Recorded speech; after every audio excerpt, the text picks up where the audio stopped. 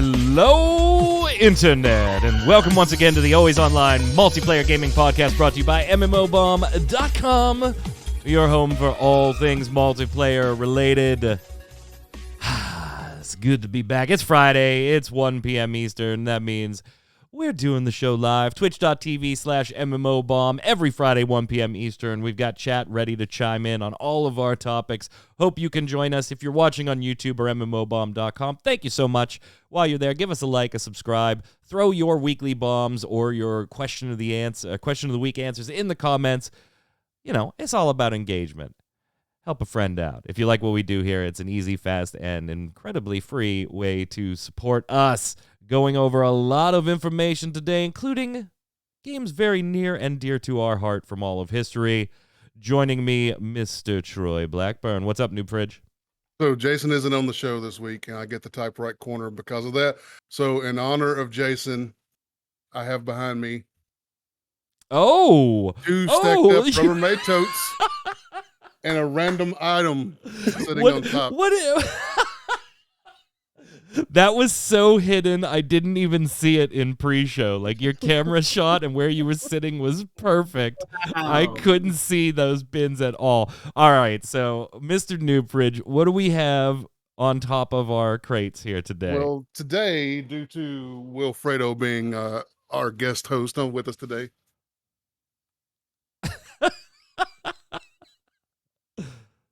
I have a model of the USS Enterprise.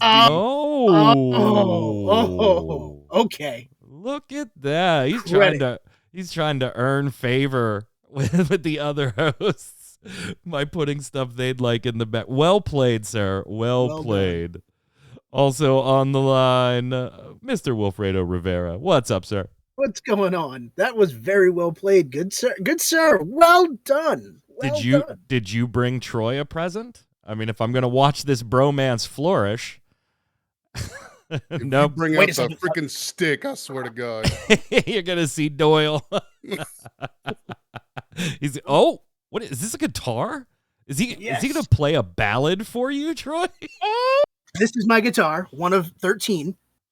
And maybe later I'll play you a little bit of Star Wars. Oh, yeah. Look at that. Look at that. And alas, right here on Always Online, true love prevails. True love prevails.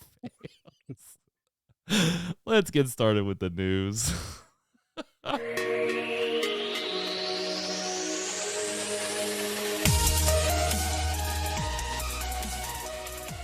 Okay, so it's a little lighter news week. We do have some news to go over. We do have some reviews stuff to go over, but I wanted to take...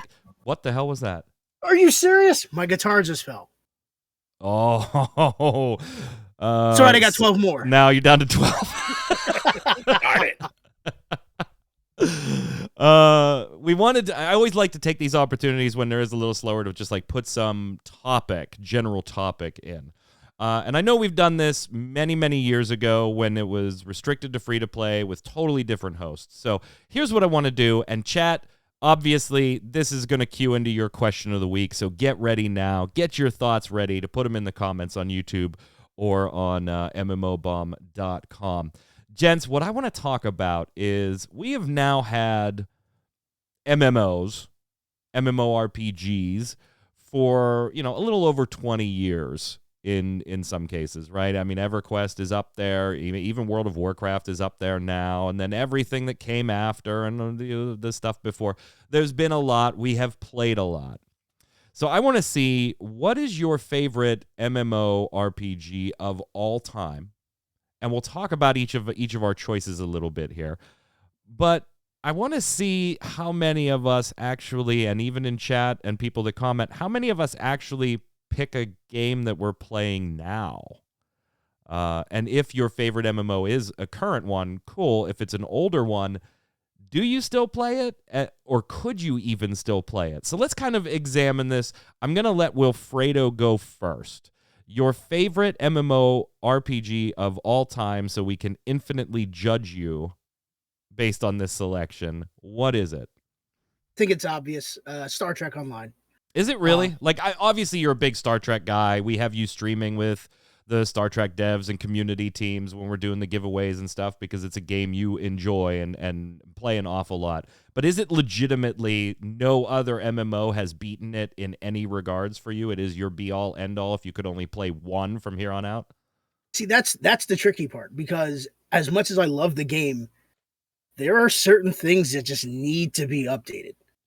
It is old. It does show its age. That game engine it's pretty hard for them to get anything out of it. Yeah, it's tough. And while there are some trivial things that go on in the game that just make me go, that shouldn't be there at this point in life, I still go back to it.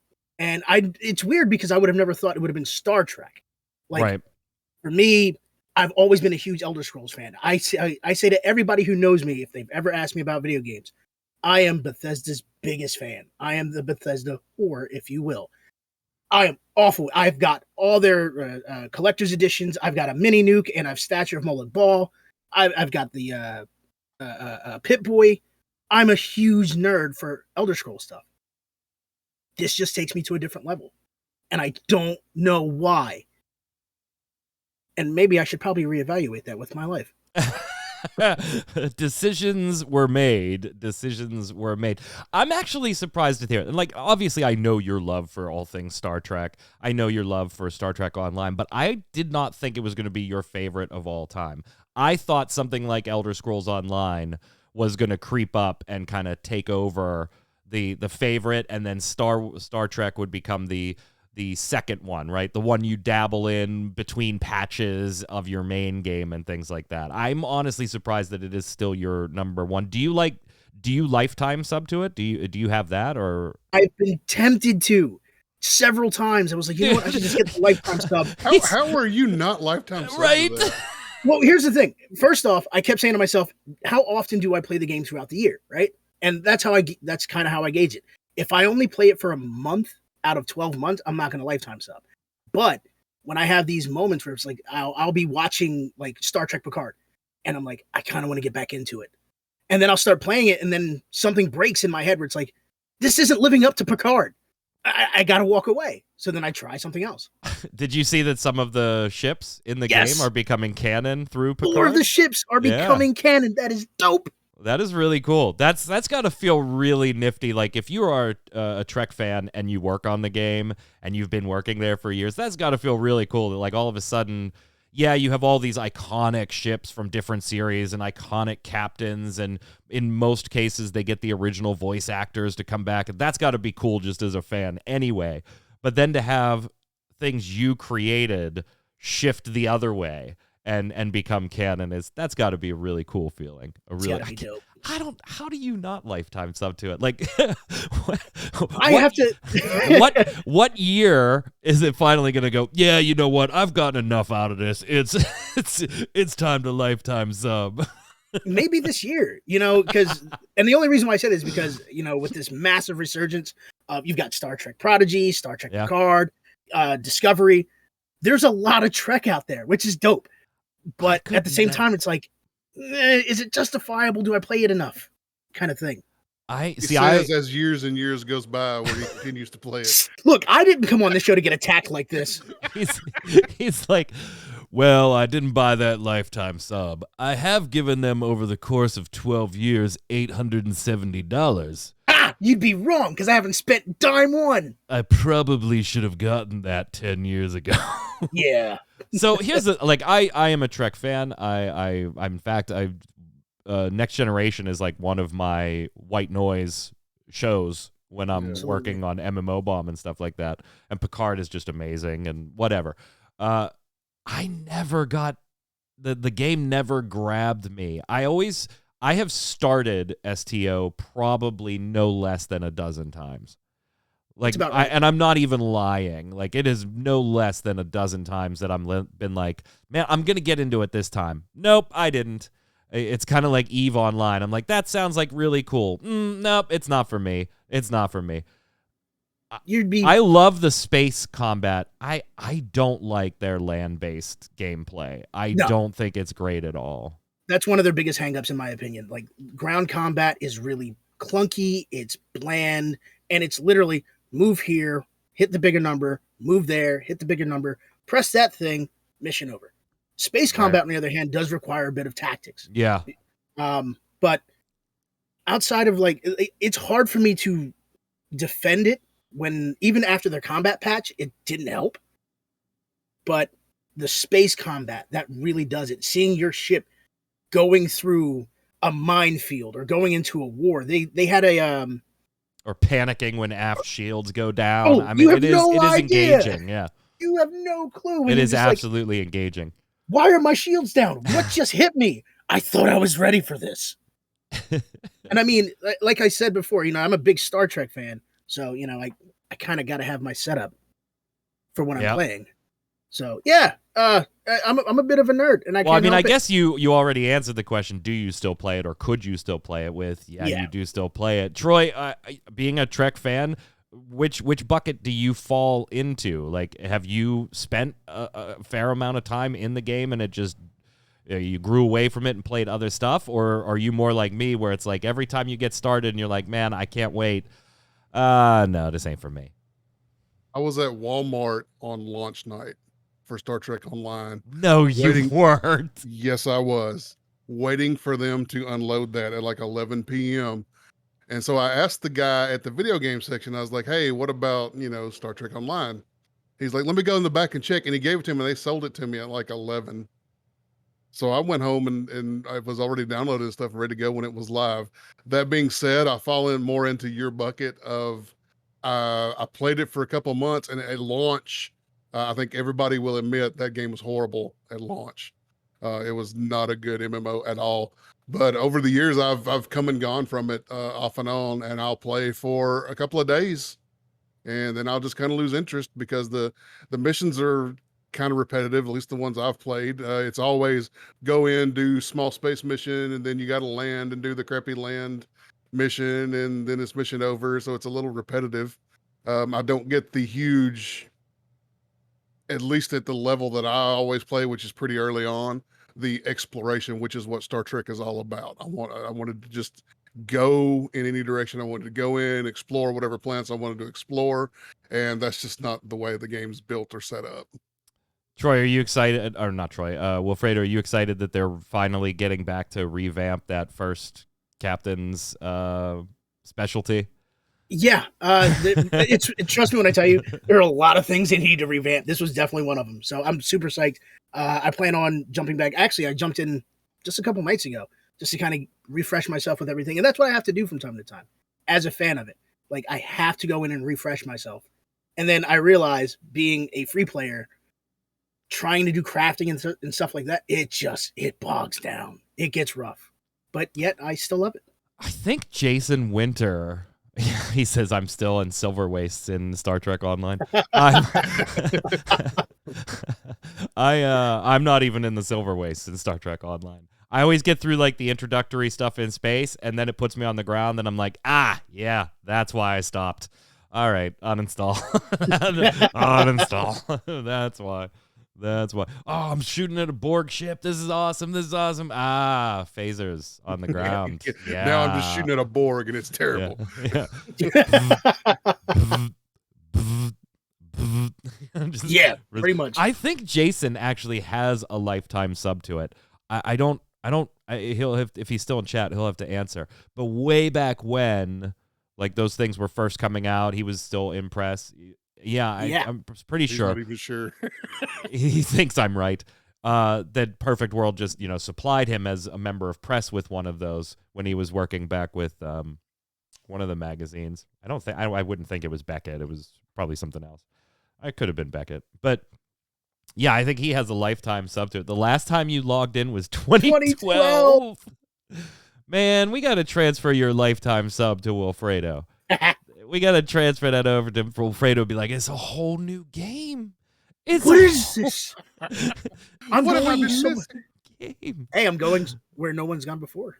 Well, that's not true. So you said you've never spent a single dime. Like, you've never optional subbed for a month for some bonuses because you wanted to, bang something experience related out. You never bought a cosmetic and the cat. Like, you've legitimately never spent a dime. Not 1 cent in that game. Wow. he's not even one of those, let me throw a few bones to the developers just because I'm getting some enjoyment out of this. He's It's like, my nope. favorite game of all time, but I am not going to support them monetarily. Have you seen their cash shop? Oh. He's like, if I want to throw a few bones, I got to take a mortgage out. Right. So if I'm correct, the conversion is for every 10 Zen, it's a buck. Oh, that's right, because you got to go through the stupid Zen double conversion with the right. PWE Zen shop. Yeah. Right. Oh. So I was looking up Starship packs, right? And they have a tier 6 Starship pack that's 20,000 Zen. That's $200. You could lifetime sub for that. Exactly. It's like, I want these ships, but I'm not paying $200 for them. I always was wondering, like, why other games didn't try to do a lifetime sub. Like I totally agree. There's so many games out there that could do a lifetime sub. It's like, take World of Warcraft. Like they do a lifetime. Like T-Cow in chat says 14 needs a lifetime sub. I wonder how much they would ask before they say that's too much. Like, yeah, if I did the math, I've paid for a lifetime sub over and over again. But I feel like your game has to be, your MMO has to be like in that middle ground, right? Like, you can't be such a small player base that nobody's going to front that type of money, but then you can't be such a big player base like a Final Fantasy 14 because they don't want to lose that type of money. I can say, why would they offer a lifetime sub? You kind of have to be like that B and C tier MMORPGs. Yeah. Would I pay $500 for a Final Fantasy 14 lifetime sub? Yeah, only because I know that I would get at least $500 worth of monthly subscriptions spent out of me in the future anyway on it. But yeah, if they did, what's the number? If they did, what is the number I'd stop at? I don't know. I don't think, yeah. Lifetime subs were fine when people thought they would play an MMO for years and it was a bargain. Now they realize most people don't think that way, says Jason Winter. Final Fantasy also has that weird thing, right, where even Yoshi P is like, take time off. Go play other things. So a lifetime sub probably doesn't mesh with their strategy, their philosophy. Yeah, thank you. I'm blanking on the word. Their philosophy. Yeah. Speaking of, my favorite of all time is not Final Fantasy 14. It is absolutely my favorite right now, but I don't know if it'll ever pass my favorite of all time, which is its predecessor. Yes, Final Fantasy 11. I was in GameStop on launch day, just like you, Troy, for the PlayStation 2 version, because that's where we got it first in the West here. And I still have my hard drive. I do too. I still have my box and the books and everything. Yeah, came with the PlayStation 2 hard drive so that you could actually install it. Went through the Play Online launcher. Oh my God. So bad. So bad. To get into this game, like, I had no concept of MMOs at the time, right? I knew what World of Warcraft was, but at that time, financially, a computer that could do anything above Minesweeper was just not even remotely an option for me in my life at that time. Like, we had just gotten married. We were broke. I mean, we hid from the landlord in the closet sometimes broke while they were knocking on the door. I'm not even being facetious or hyperbolic there. Totally legit. So consoles were it. And then it came to the PlayStation 2 first here and then eventually released on PC. And I just remember, hey, I know what WoW is. I had never played it. I had dabbled a little bit in EverQuest Online Adventures for the PlayStation 2, if you remember that. I remember that.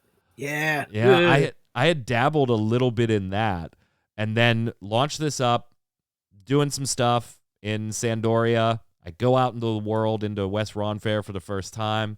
I kill a tunnel worm or two. I kill a rabbit or two, and I'm like, this is dope. All these, it's a lot of menus, lots of stuff to get used to, but this is awesome. Yep. Then I get wrecked by a scarab.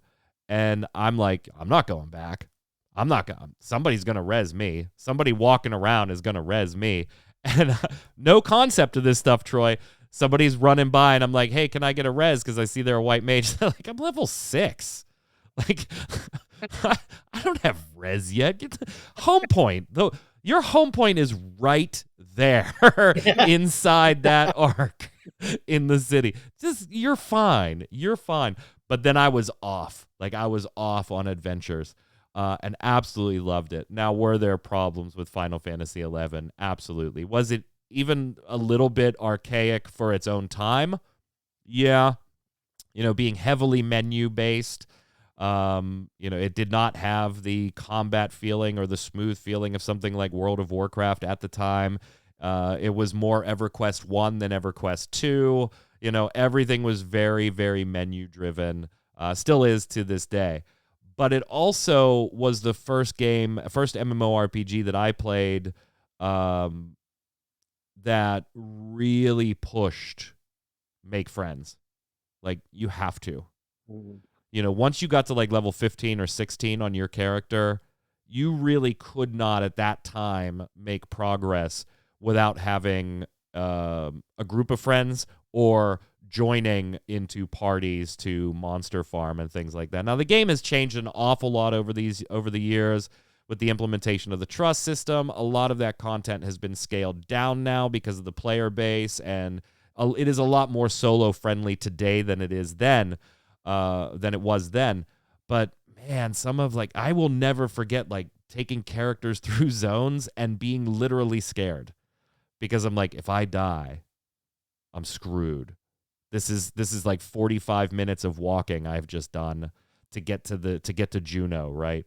Making that run from Sandoria to Juneau when you're 2 level for the mountains and the jungle, and you're I'm a red mage and I'm using deodorize and invis and sneak so that you can't aggro me by smell or sight or sound or anything, because that was there too, right? It wasn't just proximity aggro. It was there, things would come flying across the zone because you were low on health and they aggroed to blood. And so they'd come flying across the zone at you. There were also great moments of things like mob trains. You can't do it in the game anymore. Eventually they took those out. But you'd pick a level-appropriate camp, Troy, right outside of a city, right? You're level 35 or whatever. You go to Kazam, and you go straight outside into Yatunga or Yahorta, and you get a party, and you're pulling mobs and everything. And level 60s would go grab the mobs from the other side of the zone that were much higher level and book it into the zoning spot to zone into the city. There was no leashing of monsters. They chased you all the way across the zone.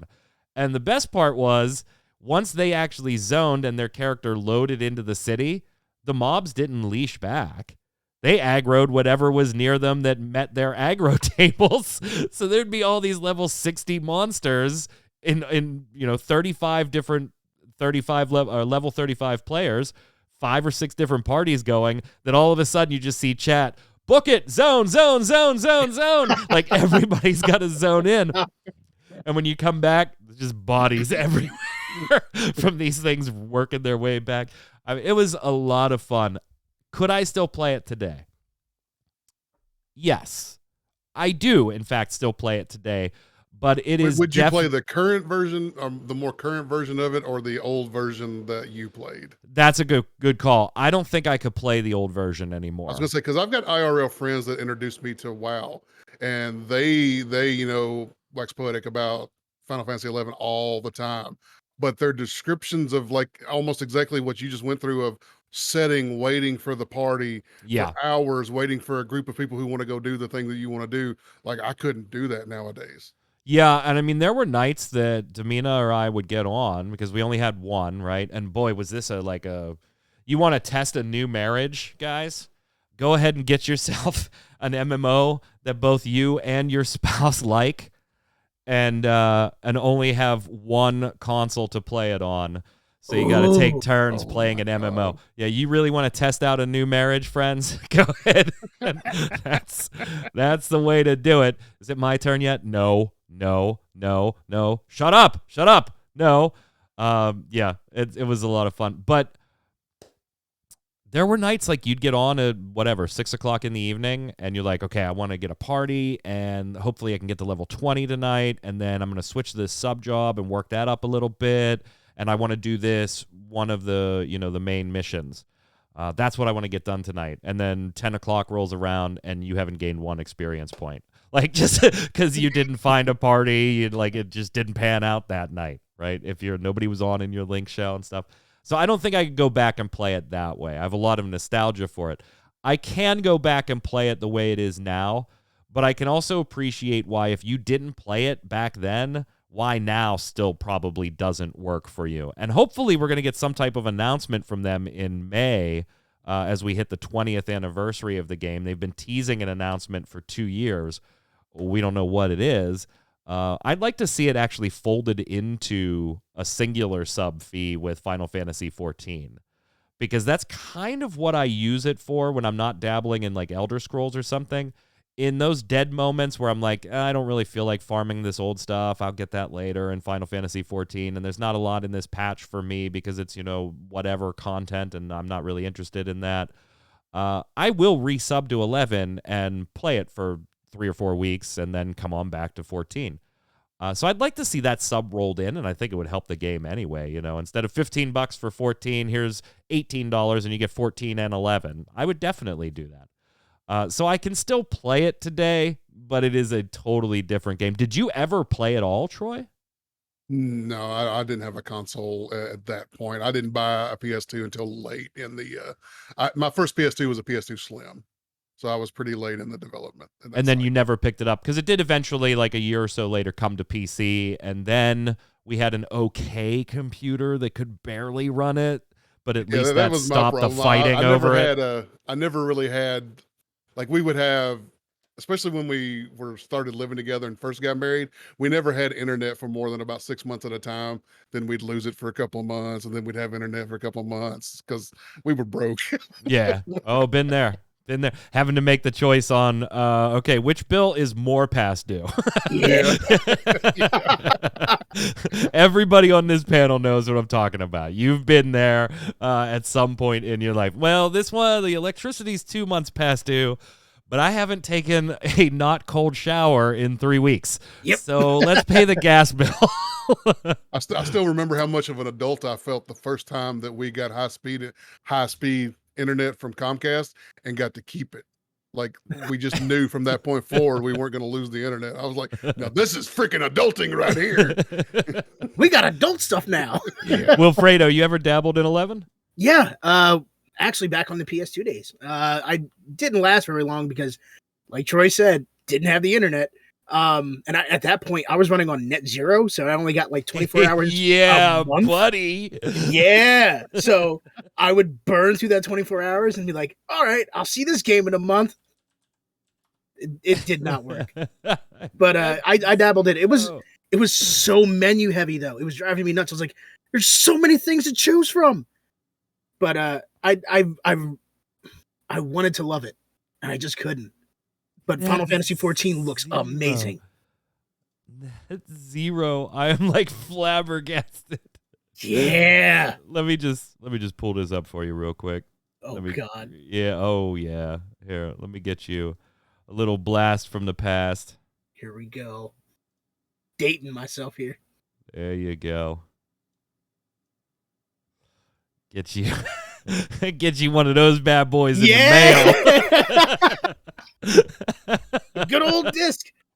Oh man, that was 50 hours free, $10 a month. Dude, I remember when the AOL disc used to come out and be like, yes, we got more AOL. Here we go. Internet. Let's go, baby. Oh man, we are totally this in a night. We are totally getting sidetracked. But my dad. When my dad was like, my mom bought a computer at one point, like when I was in my early teens. It was a Compaq, Compaq PC. And prior to that, like I had Commodore 64 and stuff like that, from my dad and things like that. But then this was like the first, okay, this is as good, if not better, than the computer at the library type computer. Yep. that's in my house. And we used to have to fight my dad for the damn internet because my dad would get on the damn computer and he discovered Napster Oh. at the time. And every LP and every cassette he had ever collected, which was a substantial collection, it still is at my mom's house. Every single one of those, I got to get the digital version. And he had 40 songs queued up for download. He spent months getting all those songs from Napster. And like he was criminal number one as far as the FBI is concerned, I'm sure. Like he would be on till like 3 a.m. We're like, Dad, get off. We want to play Age of Empires. Come on.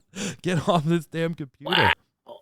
Yeah, he loved Napster. Loved Napster. He was pissed when that went away. He was pissed. I already bought these. Yeah, Dad, but it doesn't work that way. Yeah. Now you actually have to pay the artists for them. I'm just getting digital copies of stuff I already paid for. Yeah, but that's not how they got them. And that's the problem. That's the problem. Troy, favorite MMORPG of all time? You know, I actually thought really hard about this last night. And the answer that I wanted to give turned out not to be the actual real answer. Oh, I wanted to say Rift because I really, really loved almost everything about Rift at launch. yeah. And it drew me away from everything else I played for a long time. And it was my MMO for a long time. And when I went by myself, I didn't have IRL friends or nothing. Nobody made the move with me to Rift, but I still stayed and I played.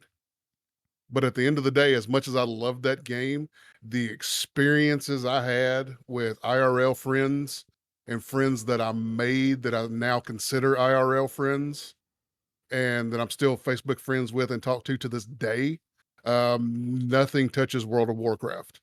Wow. World of Warcraft is the reason I do this now. It is the MMO that finally got me, made me say, oh my God, this is incredible.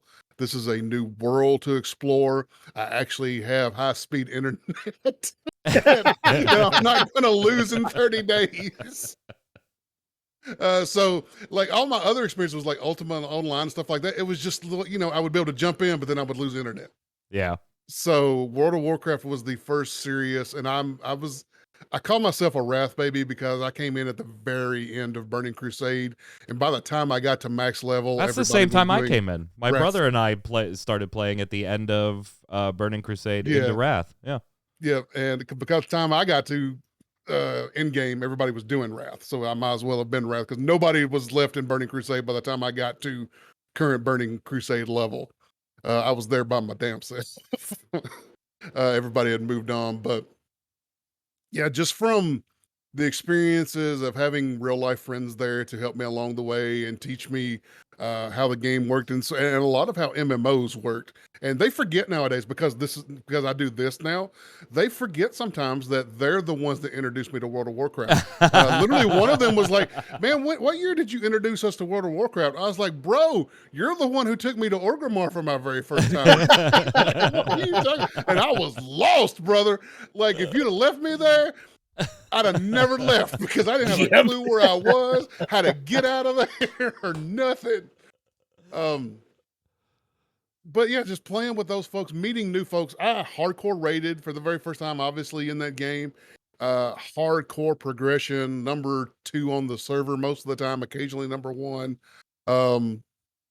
Like your life is this type of rating, like second job type of rating. And then I went from that to myself and my friends made a small guild and met some of these folks that I consider, you know, real life friends now. And we just went on and finished the content and killed the Lich King. Syndragosa was actually our bane of our existence, man. Oh, yeah. We stayed on that fight for months. And when we beat that, it was such like everybody just screamed in chat, and I'll never forget that. And the killing the Lich King was this back in the day of TeamSpeak? Were you yes, on sir, TeamSpeak, or were you on? That's right. Or were you on Ventrilo yet? We were still in TeamSpeak, I believe, at the time. I think we bounced back and forth depending on who had money that month. I think it was always, I do remember it was like hey, this is my month to pay for whatever we're using. Then the next month it would be somebody else's. Like I had internet, but we were still, you know, we weren't rolling in money at that point. Yeah. But yeah, and I just remember killing the Lich King was it was such a letdown compared to Syndragosa, because Syndragosa was our Lich King. It was the boss of the expansion for us. And it was just such a great feeling when we beat that. So would I play it now? No. Just because of the situation that the company and everything's in. I've boycotted everything World of Warcraft for several years now. But New expansion being this, announced next month. Yeah, new expansion. Woohoo! That's going to fix everything, right? We'll see. At the end of the day, when you ask this question the way you asked it, it has to be World of Warcraft based on all that. So I'm going to tell you, me coming to World of Warcraft, I had played Final Fantasy XI, was still actively playing it, and it was maybe a year or two later, we had the computer. Now Domina can play Final Fantasy because it was cross-platform, right? It was the first one to do that. And so we would play there.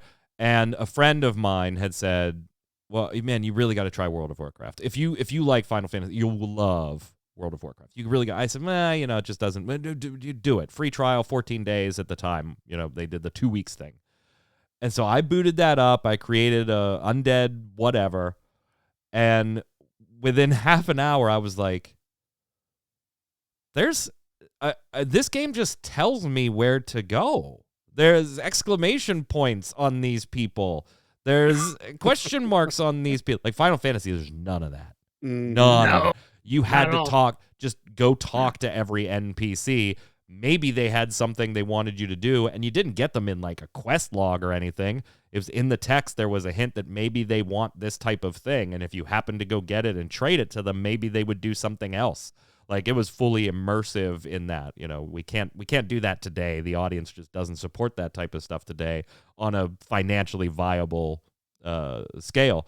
But yeah, half an hour in, I was like, this is easy. This is so dumb. Uninstall. Like, it was coming over to WoW. I was like, this isn't easy. I'm not playing this. This is easy. Wilfredo, I was so into the lore too. I read so many World of Warcraft books. Years later, when I did get into it, yeah. Wilfredo, your experience with WoW? Horrible. So I was actually playing Dark Age of Camelot before. Oh yeah. So that's pretty hardcore. Yeah. So when I go over to WoW, I'm like, all right, this looks really good. And everybody I know who I'm working with and work around, they're all playing it. Cool. So a friend of mine, he had an account that he was giving me because he wanted to start a new account fresh. And I'm thinking, I hope you didn't do something to this. But he didn't.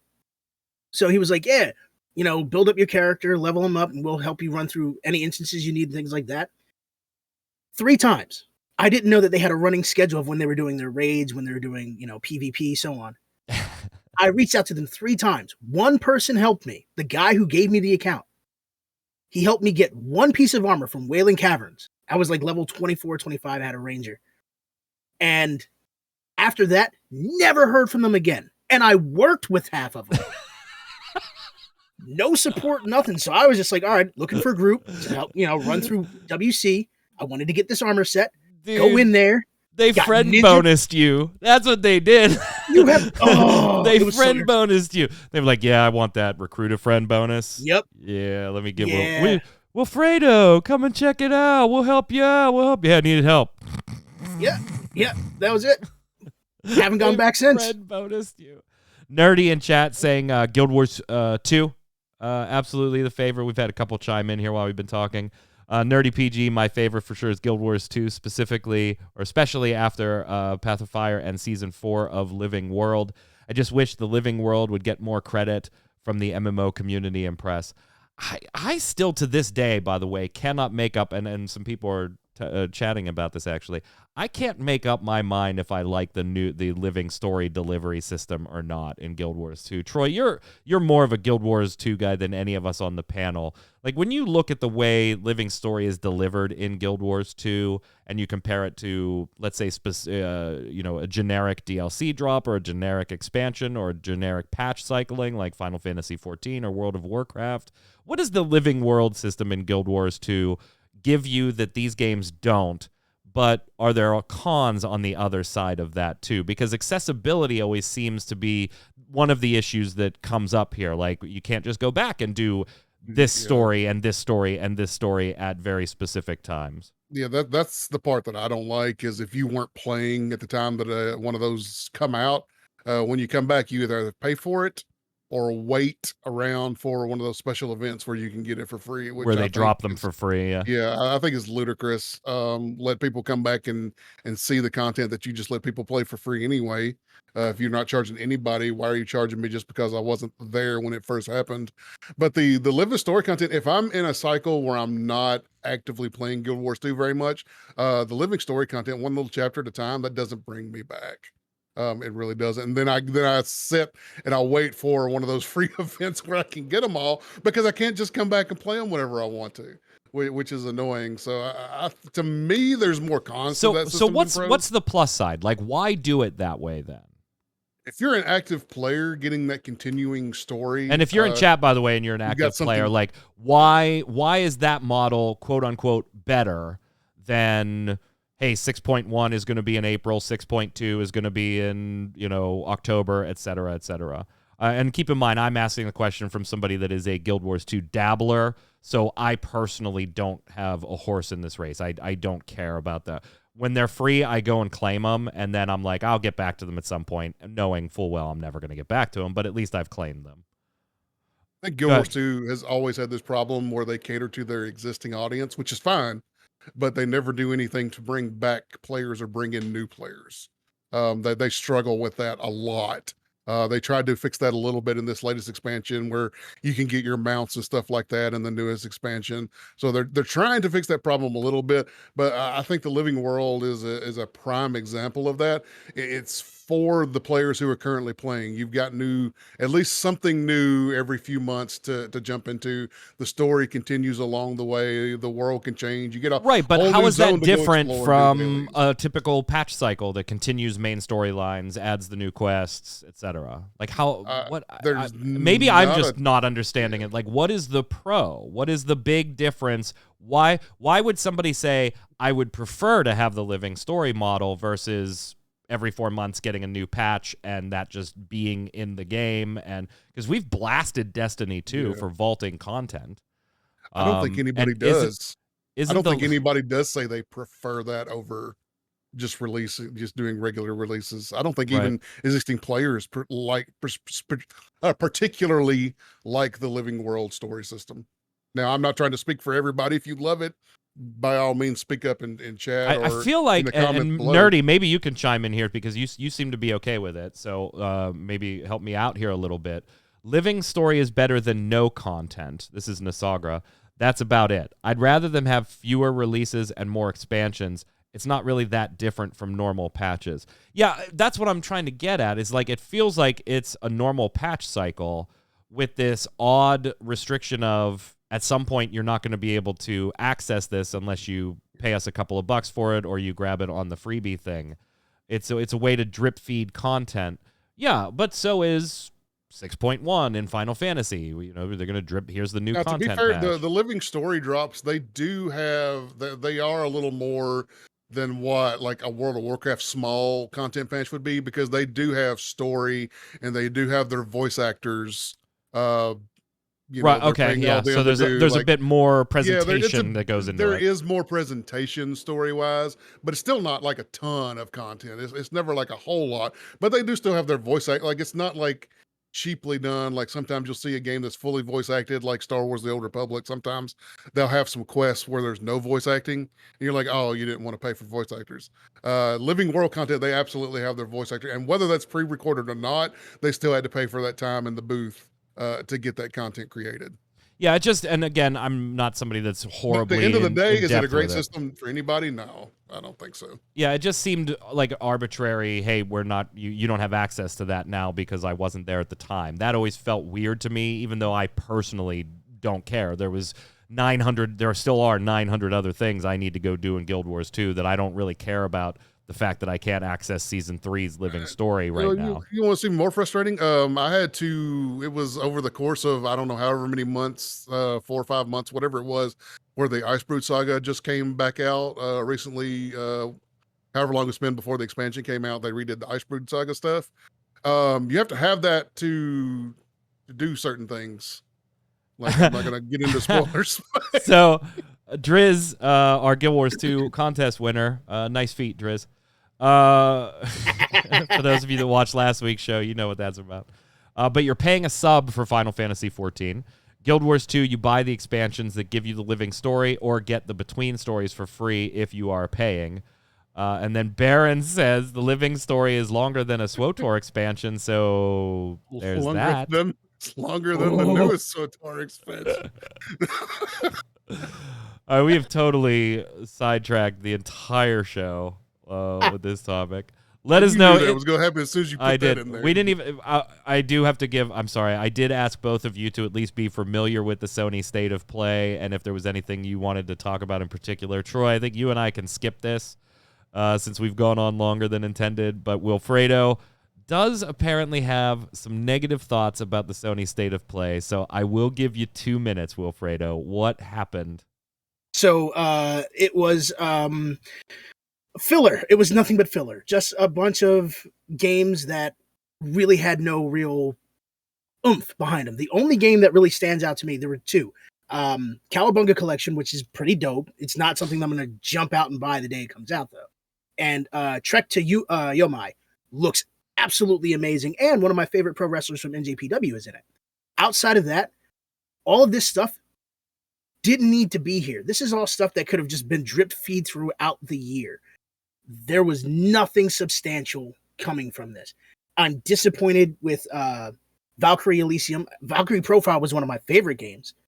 And this just feels like a tacked on version of the game. Giga Blast, I played that for GameCube. I'm good. All in all, this was very disappointing. The biggest disappointment, though, I think for everybody, Exoprimal. I see dinosaurs. I see a chick with red hair. I immediately think Dino Crisis. Yeah. And we get this. Yeah, we're going to talk about that one in a minute as we get down to some new thoughts. But Troy, you did post the Star Wars, The Old Republic MMO Thoughts episode this week where you reviewed the legacy of the Sith expansion. You can check that out right now on our YouTube channel and go chime in with your comments or over on mmobomb.com. Troy, this seemed to have broken your heart a little bit. It absolutely did. Is this the part of the show where we all just get mad? Yeah. It did break my heart. This was the big 10-year anniversary expansion drop. Like, this should have been a big deal. This should have been some cool stuff. This should have been and it was delayed. Yeah, and it was delayed. It didn't even hit just weeks before it was supposed to come out. So, and before it was actually supposed to coming out at the delayed time, I thought they were going to delay it again because what we were seeing on the PTS was buggy. It was incomplete. I don't think we'd even seen most of the story yet, or any of the story yet, if I remember correctly. Yeah, a lot of the PTS stuff was like the combat styles related. Yeah, and some of the UI letting that. And stuff. Yeah, and then the launch comes, and guess what? It's incomplete. It's buggy. It's broken. It's all the same stuff we saw on the PTS. Every single problem, including the one that was my major headache, the keybind reset. And it's just short, man. You could finish it in like 2.5 hours on one side. If you're going to do both sides, you could get 4 hours out of it probably. And that's seeing new content. And then you're done with it, man. And that's pathetic. This is a 10-year anniversary expansion. You didn't say you were going to do the ESO thing where you're going to release things all year long. They said there was going to be a celebration all year long, but we have no roadmap to when we can expect to actually see the story of what this expansion is supposed to be. So check out the video on YouTube. I go into depth about the things that are wrong with it. And is the combat style thing cool and well done? I mean, that was a big deal for this whole revamp too. It's cool. I like being able to have a second. It's okay. Yeah, I mean, it's there. It's not the big deal they thought it was going to be. I do like the having loadouts and having a second choice with my existing characters. But going in, to me at least, as an existing player who's seen all the stories now, going in and creating like a tech character that's like a bounty hunter, but playing it like a gunslinger, that's not that big a deal to me because I've seen the story of the bounty hunter. I've played the gunslinger. like meshing them together isn't really that big of a deal. But I do like having be able to choose whatever I want as my second backup. For whenever I get bored of, if a character plays one way, well, I can just switch it up and play this way in the next raid, and it feels like a different character. So I do like C-Swag that. says, and they spent so much on the trailer. Again, that was a dope trailer. I mean, it really was. It really was a good trailer. It was a great trailer, dude. I was so hyped when that trailer came out. I was like, yes, this is gonna be fantastic. Look at this trailer, man. Like This they is went back and they told more story in that trailer than they told in the freaking expansion. Right. They went back and had Lucasfilm help out with it. It was a really good trailer. There was no story arc in the expansion. They were like, here's the beginning of the actual plot that we're getting to, and we're done. All right, I got a couple new things coming on the horizon. I just want to get your takes on them. First, we'll go to you, Mr. Wilfredo. Your team over at Bethesda ZeniMax has filed a trademark for an unannounced new title. I think it might be related to another project we already knew about, which was an online team-based PvPvE third-person shooter based on a major comic license. The trademark is called Spy Team. Spy Team. What do you think's going on here, Wilfredo? What are your teams doing? Oh, and by the way, please talk for at least 2 minutes. I have to pee, or I'm going to pee myself. Not a problem. So here's my thing. When I first read the article, one, it's a new company that's doing this, so I'm kind of interested to see how this goes, because Arcane is known for doing really good first-person shooters. Not so much in the third person, but they could definitely make it work. You've got id under that banner as well. id Software, known for their shooters. This one seems like it could be cool. Now, the only thing is, the thing that keeps bugging me is comic franchise, right? It's supposed to be, what if it's spy versus spy? Like, I know it sounds weird, but what if it's spy versus spy and you have to, like, stave off another group of spies? And you just have to blow stuff up, or maybe you sabotage. I don't know. I want this to be good, but I've been let down before. I know I have. Because it's Bethesda. They have some things that work and some things that don't. Fallout 76. I rest my case. This man called it out. I want it to be something that people can play, people can enjoy. I don't want it to be another Evolve clone or another Dead by Daylight. Please let it be something worthwhile. Otherwise, I'm going to be highly upset because Deathloop wasn't all that great. I'm sorry. The game came out and it wasn't all that great. Fallout 76, yes, it was supposed to be something, and it was something. Dumpster fire. But outside of that, I don't know. There's just not enough here for me to really work with. But if it's going to be a good shooter, it's PvPvE, you got to make it right. Because I do not want to see another Evolve or Crucible. I have no idea what you said, but I'm sure it was insightful. Next up, Troy, Bungie hiring a creative director for a new third-person action game.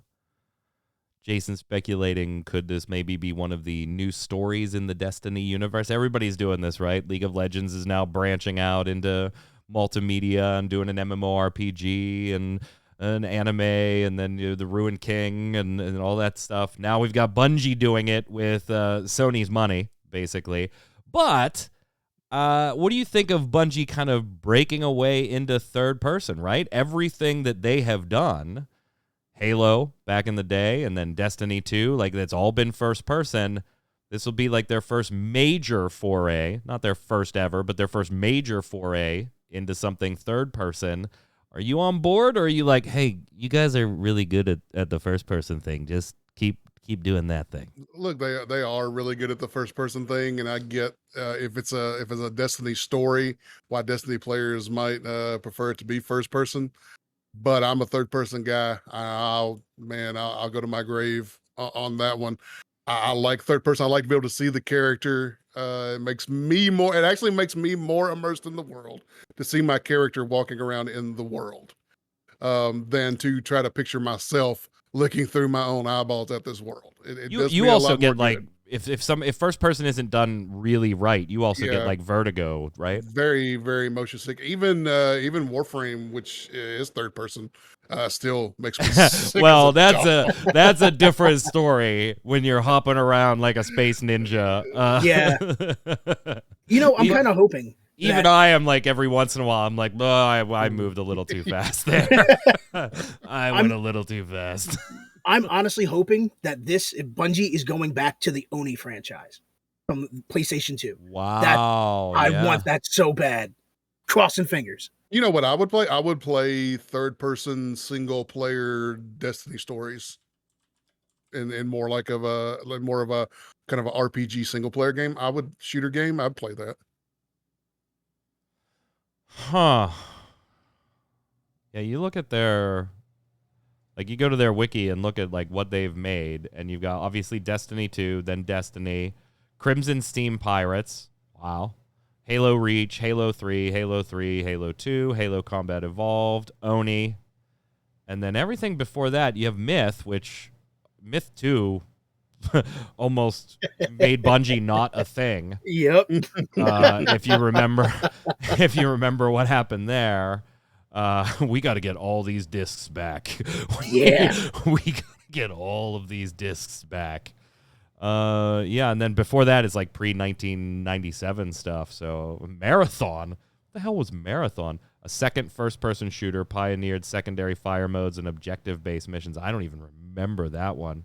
But like everything is like first person. So it'll be interesting to see what they do. Cacao Games announcing one of their MMORPGs that's coming up. Now, we've known that Cacao was working on quite a few different projects over the last couple of years. They have finally given us a trailer for what they're titling Ares: Rise of Guardians. And yeah, mech suits. Yes. Give me more mech suits. I'm fine with that. I love Jason sometimes. The way he opens this article is, if Arcade and Elion aren't doing it for you, and by most accounts they aren't, would you care to try Cacao Games' next MMORPG? And of course, he links the Steam charts for those two games. Hey man, they're doing fine with Black Desert Online. They're still doing fine with Black Desert Online. So sci-fi theme, high-tech cycles, and mech suits. You only got like 30 seconds here to watch, and we don't have any real when it's going to be released or on what platforms, or is mobile going to be a part of this or anything. And none of that looked like actual gameplay either, did it? No, not at all. It looked like all pre-rendered stuff. Yeah, it's all pre-rendered, so we don't know a lot anymore. They just got Did they get BDO taken away from them? Oh yeah, that's right. You're right, Justin. I totally forgot about that. That's not even theirs anymore. It's back in Pearl Abyss's publishing hands. They self-publish now. I totally forgot about that. Thank you. So, I mean, it's a new MMORPG. It looks flashy, but most trailers do. Star Wars. That Star Wars The Old Republic trailer looked amazing. Speaking of flashy trailers, Wilfredo, Capcom unleashing Exoprimal in just the year 2014. So in just 18 years, this is what the world will look like. This is what it'll look like in just 18 years. A team-based action game billed as multiplayer experience rooted in co-op, but with a competitive edge. We're going to be fighting both dinosaurs and man. It does look a little, I got to say, when you watch the trailer, it does look a little disjointed. Like they had two art styles / concepts that they wanted to go with, and they were like, let's see what it looks like with both of them. I don't know. And yeah, I can't help but feel bad that it wasn't Dino Crisis, and this is what we're getting instead, Wilfredo. 2023. The disappointment is real. Like, don't get me wrong, I'm probably going to give it a shot anyway because it's multiplayer. I want to be able to play a game with friends that we can jump in together. It gives me kind of like Remnant vibes, a little bit of Yeah, but unfortunately, it also gives me a little bit of Anthem vibes. Yeah, that's the other thing. It makes me feel like, all right, you're getting into this mech suit to fight off dinosaurs. Oh man, Capcom has been known to crap the bed from time to time when it comes to storytelling. This is reaching. Like Inspector Gadget, just, like, Go look Gadget. At what is going on the screen right now. It's a black hole full of velociraptors. A black hole opened in the sky and just shit dinosaurs all over us. And they're not dying when they hit the ground. Yeah, they just hit the ground and took off. They're like falling from 20 stories and just hit the ground running, literally. I don't know. I'm gonna. I kind of want to play it just because, like, if it's as bad as it could be, that may be enough for me to absolutely love it, because it's just like, this is so bad, you have to play it. So I don't know. I really would have liked to have seen a Dino Crisis instead. We'll see what happens as we go a little further. I know it's a bit longer show than normal. I hope you're okay with that. Still watching us on YouTube, give us the likes and the subscribes, and make sure you get your question of the week answers in, because it's time for us to go to the weekly bombs.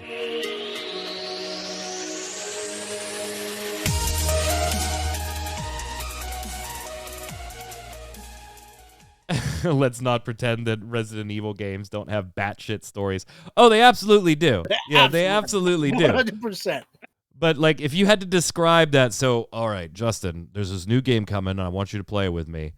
So, like, this portal opens up atop these skyscrapers, and just thousands of dinosaurs fall out, and then we got to hop in mech suits and take them out. Like, okay, yeah, let's do it. Let's do it. My weekly bomb, I was going to give a dub bomb to Elder Scrolls Online Dungeons. I just love the way a lot of those dungeons work. I just freaking love them, and we're getting more, so that's cool. The new one's coming out soon. But I have to switch this up and give an absolute A-bomb. So I was very, very excited to see Chocobo GP become a thing. When it was announced, I have a lot of nostalgia for Chocobo Racing back on the PlayStation 1. The game came out yesterday. There is a light version that is free to play on the Nintendo Switch if you want to. You'll only be able to do the Chocobo GP 64-player kind of like elimination rounds on there, and you'll only be able to progress along the regular free battle pass. If you actually want to get the whole game, it's a $50 price tag. You'll unlock, about 20-ish characters in the story mode. There's only 9 courses. There is some variety in the way the layouts work. There's multiple versions of each course, so there's about 21 total tracks on 9 aesthetic courses. And the racing's about what you'd expect. It's not going to compete with Mario Kart, but I don't think it necessarily has to. But it's a $50 box price, and when I was able to get into it last night after the Relic grind, so I will talk more about this next week on the Relic grind. I even said on yesterday's show, I haven't looked at the monetization stuff yet, so I'll come back. It's a $50 box. It's an $8 battle pass, seasonal battle pass, which they do give you this one, but then you'll have to buy future ones.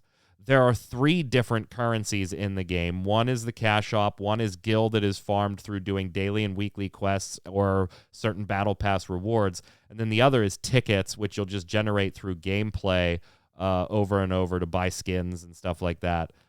Characters like Squall are locked in the gil shop where you need like 3,000 gil. If you are playing on the light free version, I don't see a way mathematically, unless you want this to be a job, that you could acquire the gil required in the battle pass to go ahead and get him. You don't even have the option to buy the premium battle pass tier in the light version. Cloud is a battle pass premium version item only if you want to play with Cloud, so let's take advantage of that Final Fantasy VII nostalgia and milk some bucks out of you. It's... wow. Like, the monetization is absolutely... You don't even get premium... You know how when most people do battle passes, there are certain levels that you'll get a little bit of premium currency, right? And so if you play a game long enough, it's feasible to actually just keep buying consecutive battle passes with the currency reward you got from the previous one, right? If you don't spend the currency on anything else. You can't do that here. The premium currency is not in the battle pass at all. Now, there's like a 50 mithril gem weekly login bonus that you can get, but the seasons aren't long enough for you to really be able to roll that from one season to the next. It is absolutely atrocious what they have done with this monetization-wise.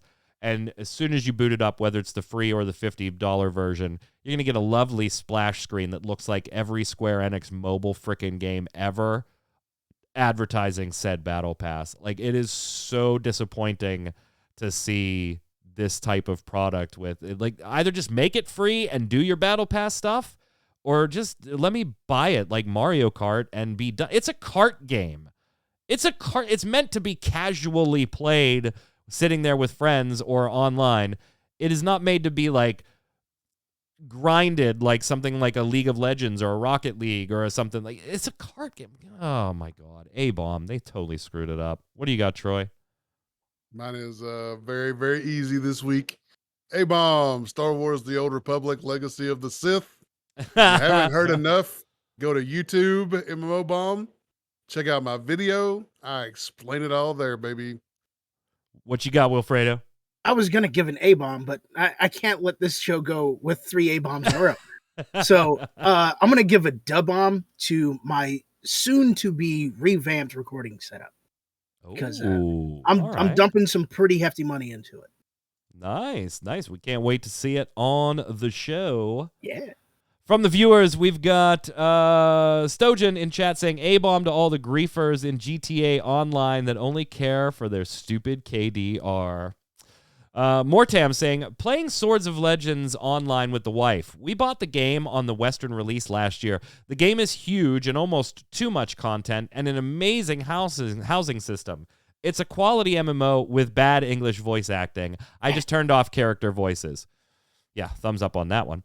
I enjoy playing a modern tab target MMO with Holy Trinity classes that are different from each other. Dungeons go from simple and very easy to hard to very hard to one wrong move and everyone dies hard. Definitely worth playing, and now it's free. Yeah, I said as much the same. Like, it may not be your number one MMO if you already have one, but you could definitely do a lot worse than Swords of Legends Online, particularly if you're like me, and it sounds like Mortam you are, that you enjoy the PvE dungeon-type content. I mean, the game is literally built around that content, so absolutely agree. Go ahead, Troy. Kevin Sharp, still giving a dub-bomb to Lost Ark. Haven't grown wary of it yet, and I am usually a casual gamer. Fun times. In chat, we've got Takuman saying, da-bomb to Seattle for getting Wilson the fuck out of my division. And then C-Swag saying, da-bomb to Guild Wars 2 just started, and I'm having a blast. Cantha is great. Dub-bomb to MMO Bomb from Old Glory for being able to take my mind off what's happening near me. Of course, our thoughts still going to all of our friends in Europe, specifically Ukraine, that are going through some rough stuff in real life right now. What do you got, Wilfredo? RS Jabber says, A-bomb to Funcom. Buy Crom. All those M's. You have the rights to one of the most iconic fantasy characters. Just do one good game instead of printing out Conan Exiles DLC for some mobile-looking crap. Question of the week. Not a fan of live service games. Recent Elden Ring success shows that it's still possible to release a normal game in 2022 with no strings attached. You would think. Nerdy saying, da-bomb for Guild Wars 2, End of Dragons just finished the story and finally got my tank turtle and getting into the side stories, and man, the attention, BTO? Or attention to the side stories in this expansion, just a B in the typo. I was like, is this an acronym that I don't know? Yamikami says, Schrodinger's /A-bomb. So I guess we don't know what it is until we look in the box, right? Yeah. I caught an Amazon Lightning sale for the Minis Forum Mini PC, but it's not here yet. So it's Schrodinger's PC. Is it good or not? I'll find out once I open the box. Well, good luck. Good luck on that. Question of the week last week, as you already heard RS Jabber answer, do you like games as a service? Why or why not? And what game does it the best or worst? Whichever, if you like them or not. Kevin Sharp says, question of the week, I'm biased on this notion.